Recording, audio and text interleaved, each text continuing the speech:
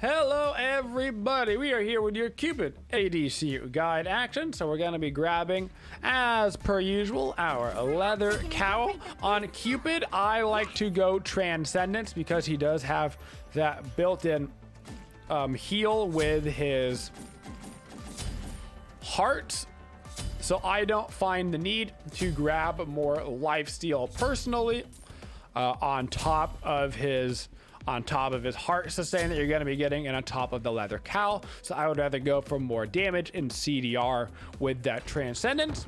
CDR is very important on Cupid because Cupid is a kind of schmedium. He's kind of right in the middle between ability based and auto based. I think a lot of people would say he's strictly ability based, but he's not. He actually does have a built-in passive attack speed stim, which makes him a lot better at autoing than most people give him credit for.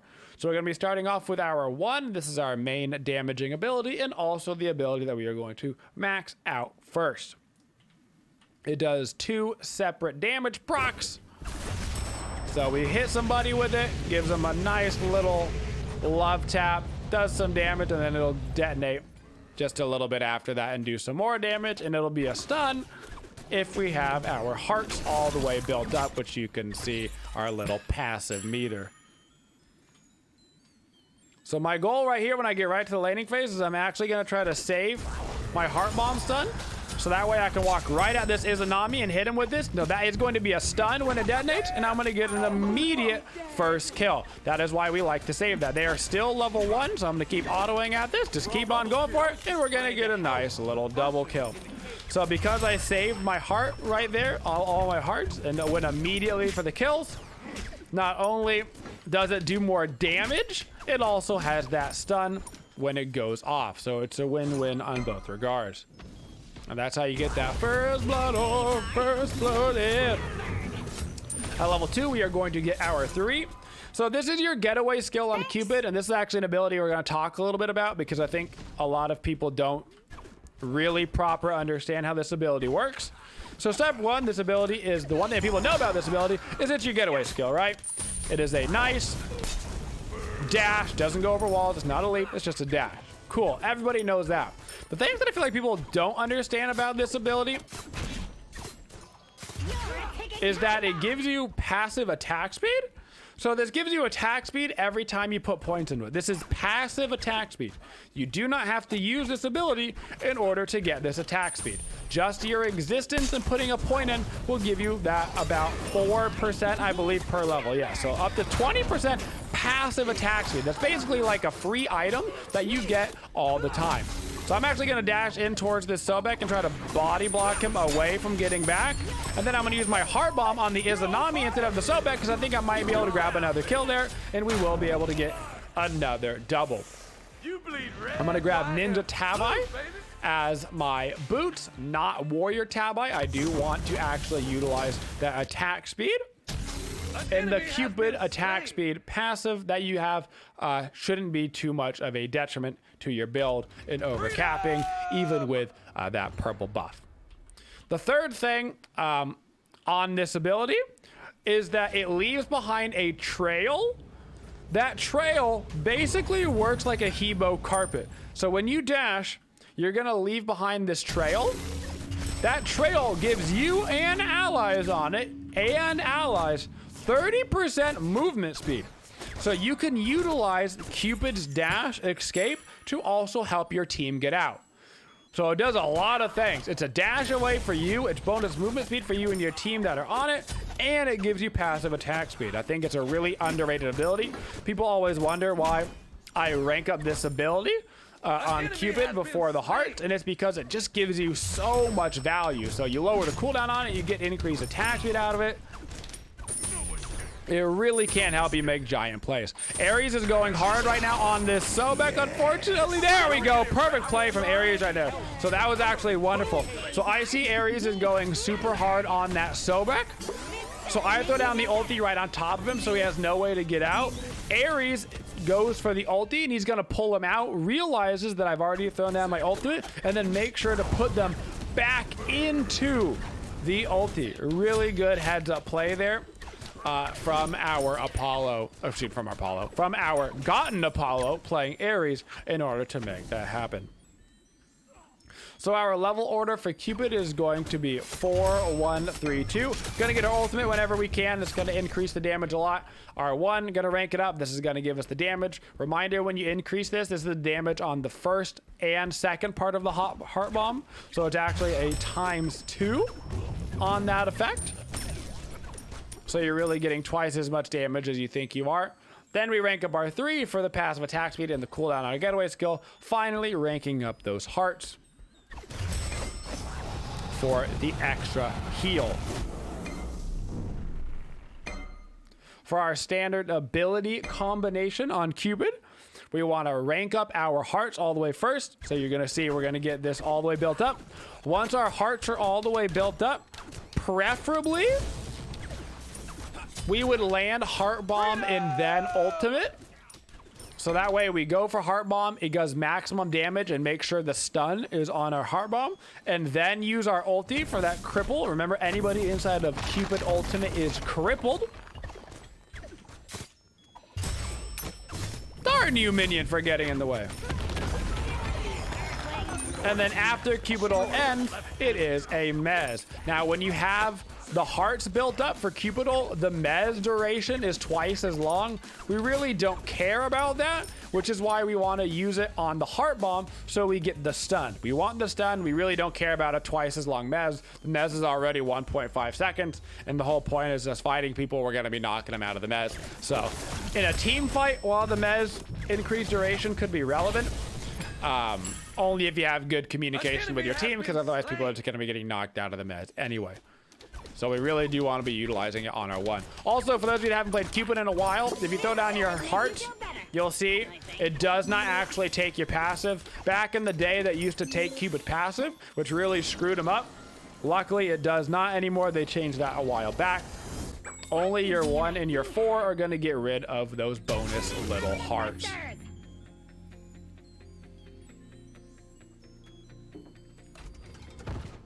If you are not confident in landing your heart bomb, let's say you're new to Cupid, let's say you're going against a very fast target, somebody that has a movement speed increase, well, then maybe you want to guaranteed hit your heart bomb. So this really works against characters that don't have any CC immunity up. So maybe they don't have a CC immune ulti and they don't have their beads or something.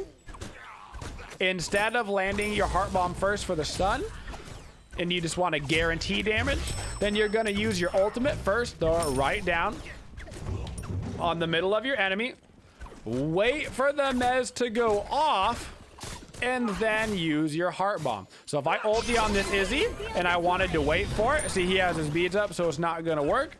But if he doesn't have his beads up right there, then I just wait patiently, and he goes ahead and dies. So you can see another trick that I just utilized right there. I had my full hearts up. There was a minion standing by the Izanami. You will get that stun effect off of creeps. So instead of trying to hit the Izanami with the heart bomb and him being able to kind of walk away under tower before the stun went off, I used the heart bomb on the creep that was right by him. Immediately got the stun, which allowed me to get the kill. Now I'm getting rotated on right here, so I'm going to use my dash to get away, turn around, use the heart bomb on the Sobek, have my finger over my beads just in case I need them, and it looks like we're going to be able to kind of walk out of this one. Ratatasker is in the air, waiting for him to land before I use my dash. So I wait for the sound effect on the Ratatasker dash. I'm not actually looking at him at all.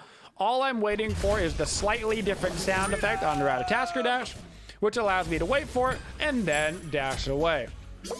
That way I know he can't possibly be landing on the new location that I'm going to.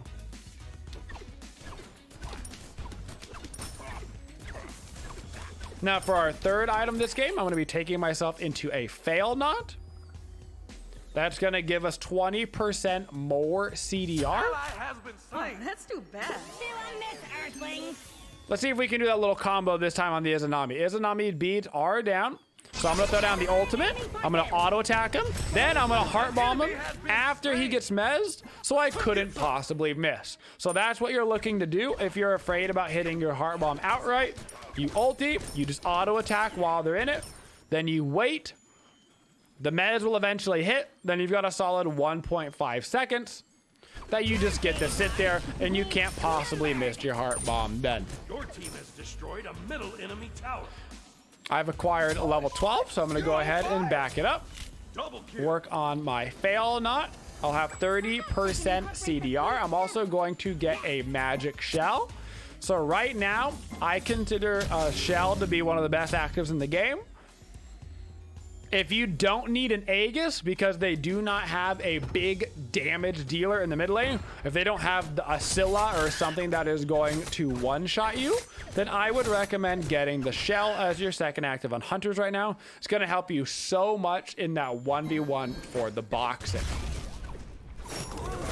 Really hard to box into a hunter that has shell right now.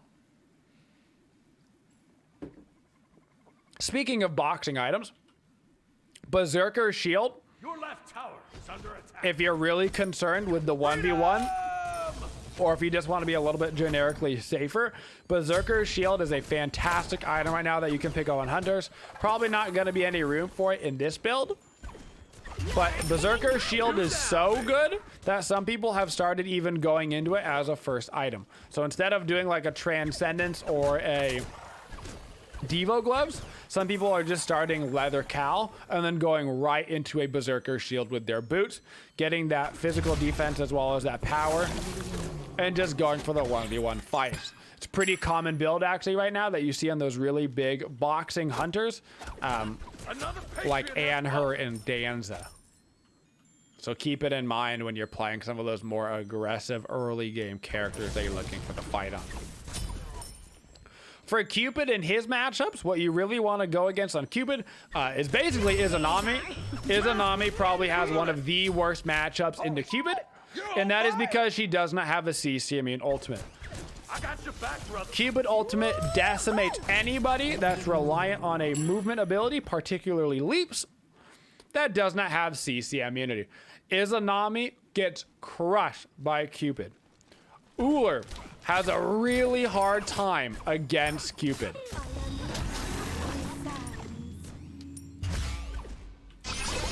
Other characters that have a really hard time against Cupid, Merlin in the mid lane. So Merlin's flicker is such a huge part of his kit, but he can't use it when he gets Cupid ulted. So if he doesn't beads, then he just dies. So that's what you're looking to pick Cupid into. Characters reliant on movement abilities without CC immune ults. Whether it's Bastet, Izanami, Merlin, doesn't matter what role they're in, Cupid is going to wreck them. You do not want to be going against gods that have really low cooldown CC immune ultimates. Anher is a horrible match for Cupid. Danza tends to be a pretty hard match for Cupid. So that's what you need to be careful of. Anybody with low cooldown CC immune ults or just a bunch of movement speed. A Ra will walk right out of your ultimate. He doesn't care because he's got that bonus 15% movement speed. He's got a slow immunity. He just doesn't care whatsoever. So you got to be careful against those types of characters. Not the dream for Cupid. Rampage! An enemy has been slain. So my lane went really well. Me and Ares had a very aggressive lane, allowing us to get ahead. So I want to make sure that I've got some pretty deep wards out. My team doesn't super need my help in a lot of their fights that are going on in mid, which means I can continue to farm up XP over in duo and split this lane. Until the tier 2 is down, you can basically sit over as long as you have wards and continue to push down the side lanes. That mostly goes for duo lane and for solo lane. So I feel free to just sit over here and keep on farming until this tier 2 tower. At this point, we should go get set up for the Gold Fury. I'm gonna sit here and grab this tower first, make sure I get the wave before I start leaving, bring back the heart bomb that I put on the main minion right into the whole group, so when it explodes, I get the full wave of XP. Miracle to the rest. Now we get to come back over here and grab ourselves a quick Gold Fury and extend out our lead.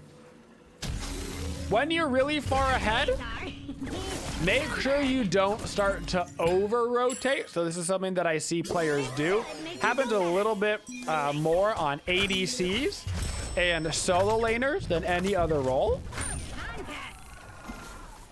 When they tend to get ahead in the side lanes, sometimes people will start to rotate a lot. Rotating when you're ahead is good, but there's a difference between rotating when you're ahead to help out your team and rotating when you're ahead just because you're bored / don't know what to do.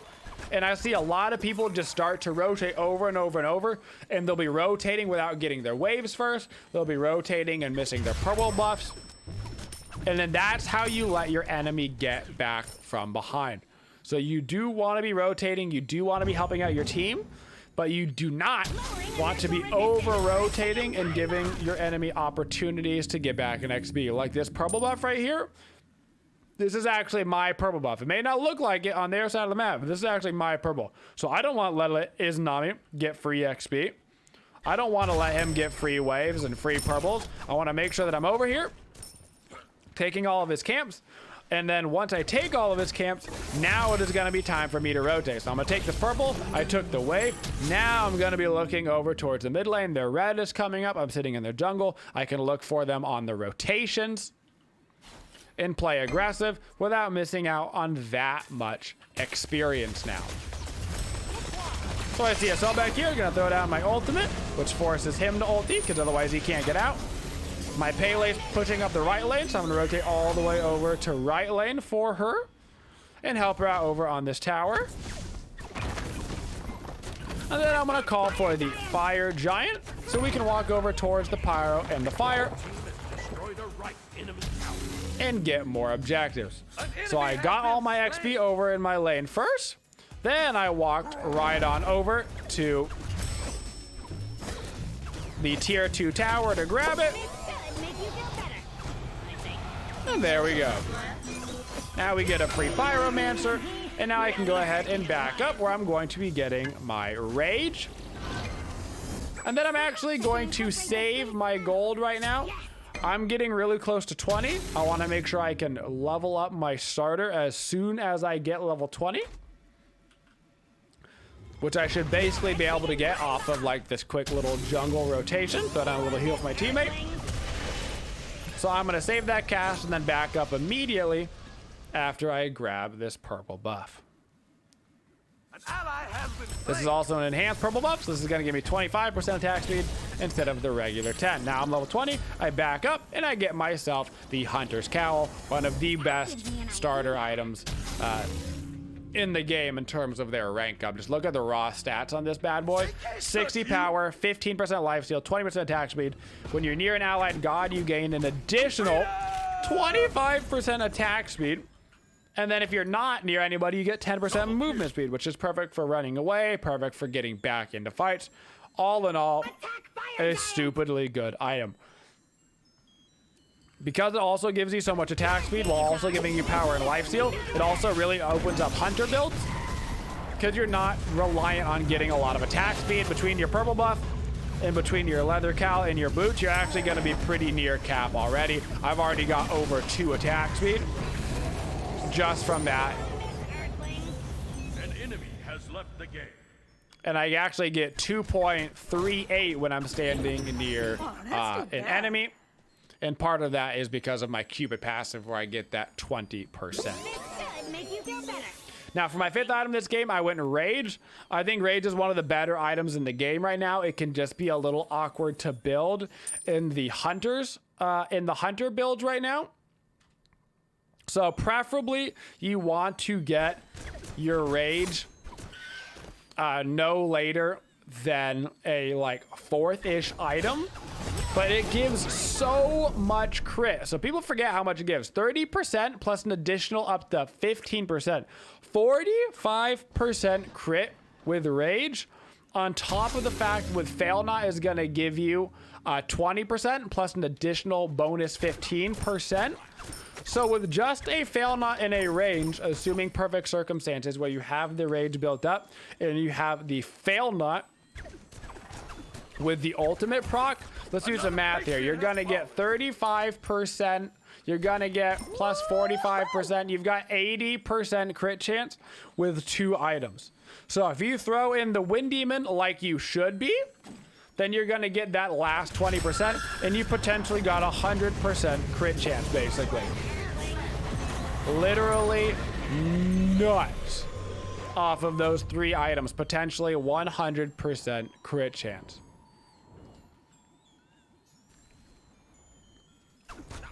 An ally has You're also gonna get a decent bit of penetration as well off of it, because Wind Demon gives you that 10% and Fail Not gives you that 10%. You do actually have the 20% crit, or excuse me, 20% penetration, even without a strictly pen item. Now, another thing that you can do in Hunter builds is if you're a little bit concerned about the amount of penetration that you have, instead of getting the Transcendent or that Devo gloves on Hunters, you can instead go into a first item Dominance, which some people like going into to guarantee their pen. That's going to make it so if you're running this exact same build and you had the Dominance instead of the Transcendence, you would actually have 40% pen right now if I had a Wind Demon, instead of just the 10%. So you can get a lot of pen from Dominance. Now keep in mind you're going to lose out on a little bit of CDR. As well as that mana in the early game for your ability spamming. So you gotta be a little bit concerned with that. Make sure you get this area outside of the doors sentry warded. Attack middle lane. That's the most common spot that gets warded right now in Season 8 for these Phoenix Sieges. So my goal right now is to basically just look for a target and to burn their beads. So Merlin's walking up. I'm going to throw down my ultimate. He has to beads in order to get out of this and live. He beads us. Our Pele is going in the back. I think there might be a Ratatasker going for me, so I'm going to try to dash out of that. Going to be able to get right out of the way. And now I'm going to focus down the Phoenix. So the Phoenix needs to be my target priority as the Hunter. If anybody walks up near me, I'll get off of the Phoenix and look for them. So right now I'm going to go for this Izanami. Phoenix is dead. Then I'm going to look at the Sobek, and we should be able to dash in and kind of put this one away. For our last item, we talked about it. We were going to grab that Wind Demon to cap out our crit chance, as well as give us that next 10% pen. I find most games that the 20% pen from Fail Not and Wind Demon is plenty for me. Okay. But if you're going against a very heavy tanky team, you can tell this early. Look at their comp. How many Guardians do they have? How many Warriors do they have? If they're gonna have 3 or more tanks, then make sure you get that Dominance online instead of that Transcendence, because you'll love having that item for the late game stages. Also be generically careful about building crit if they're going to be rocking a lot of reflect damage. Right now, crit is the absolute go-to build for Hunters. It is just simply the best. Better than all the rest.